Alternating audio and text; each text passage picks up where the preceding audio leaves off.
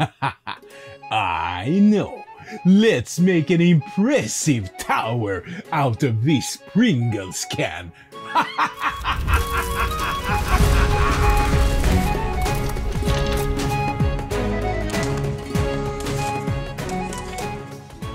What's up, good folks? My name is Leif and you're watching Devs and Dice. Today I'm gonna show you how I did this lovely looking ruined tower out of a Pringles can. Let's get cracking. Alright, so the first step is to remove the lid and then take some basic measurements. For my sake, I went with a tower that would be 8 inches tall. It's a good round number and it's also divisible by my floor height, which is about 2 inches. Once I had the edges off, it's time to make an incision into this tower.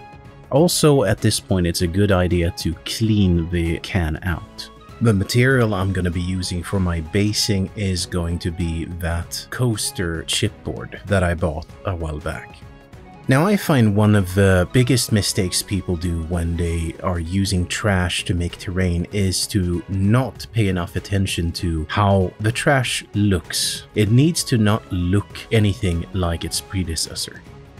One clear way of making sure that it looks different is to make sure that the shape is different. And of course, I won't be able to change the cylindrical nature of it, but I can change the size of it. And as you can see, I'm putting in these templates, which will help me to keep this can sort of stretched out and appear larger, or wider, I should say, than it originally was. Now, for this build, I'm going to be using those Lego windows that I've used in the past by simply gluing them in with some white glue. Now, the second big way you can change the appearance of trash is, of course, texture. For me, that meant that I had to use my XPS foam bricks that I've milled out in 5x5x10mm size. And as you can see, I do cut them in half, which means that I essentially get twice as many bricks because there's an outside and there's an inside. And as you could see there, once the outside has set, you can remove those template supports we have because the shape will remain.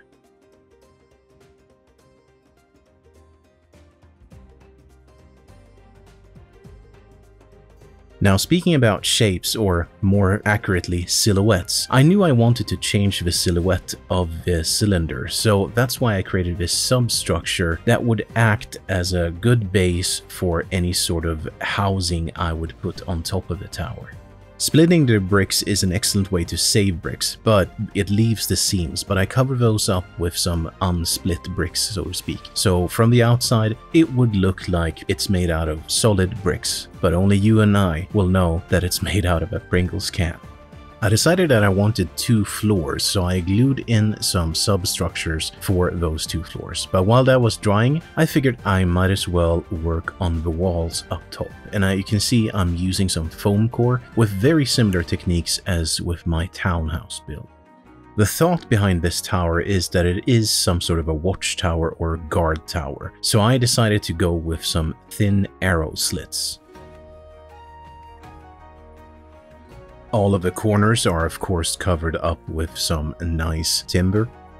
And in order to continue this nice sort of contrast between the stones, I opted to make the top floor out of planking. So here you can see I'm using those coffee stir sticks for the walls, but I'm also using it for the flooring. Now, this is going to be used for Mordheim, so that means that it needs to be destroyed in some way. And also, it makes it a heck of a lot easier to reach your hands inside the building when you're trying to hide your Reichlanders against your friends' warbands of undead beastmen or chaos dwarves. Now, here is something new that I haven't done before in this way. I opted to, on the outside, make the slits a little bit smaller by adding some matchsticks as a frame. Now, when it came to the substructure of the roof, this was one of the things that really bothered me, but I essentially used some superglue and activator to create a substructure that sort of did the job. I mean, it's not the most stable thing, but as we are gluing on planking with some white glue, it will increase in stability. And on the subject of stability, my patrons is what gives me stability to work hard and constantly try to push these videos out, which does take a lot of work. You all push me and yourselves, and I love the creative and helpful atmosphere we have on the Discord. But of course, a special shout out goes to my champion and legend level patrons. Andreas Winberg, Battle Corgi the 7th, Bo Ahlgren, Erik Ortman, 4VXP, Mad Nurse, Magnus Solberg, Rosengraveyard, Volker Göhler, glad to have you back by the way, Leander, Marc-Antoine Laramie, and Niklas Sedenlind. Thank you so much guys, you are amazing.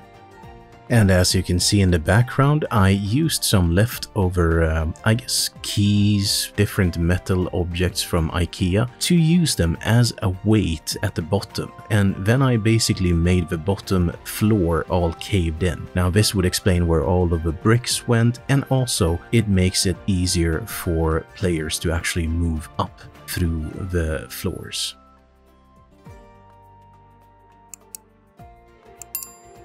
Now one thing there that's interesting is that I used IPA alcohol, and that I used to break the surface tension, just so the white glue can spread all around.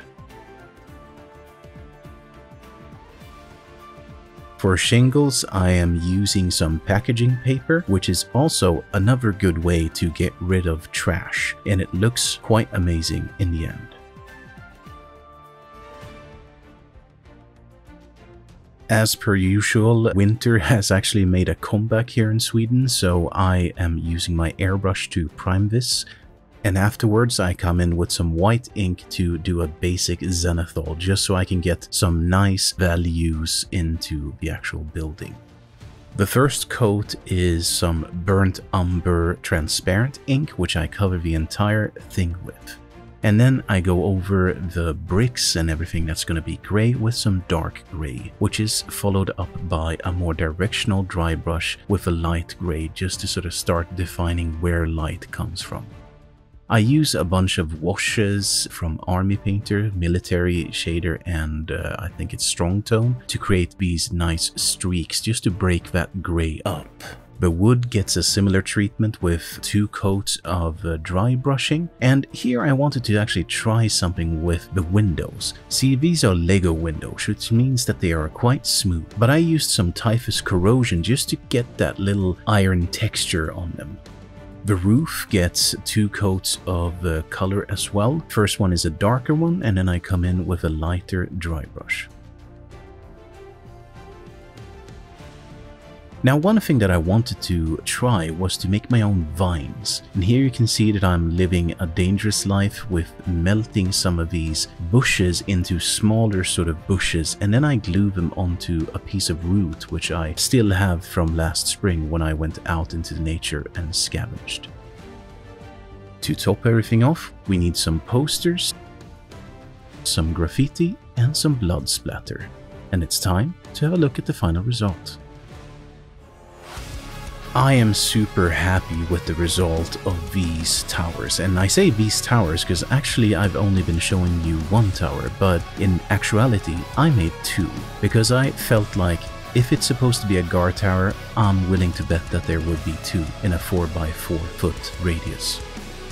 I really think you should try to make one of these, or look around. What kind of trash do you have that you can use for something else? It's fun, and the result usually becomes quite amazing. So I want to thank you for watching, and if you want to watch more of my videos, YouTube recommends that you should be watching this. Stay safe, and I'll see you in the next video.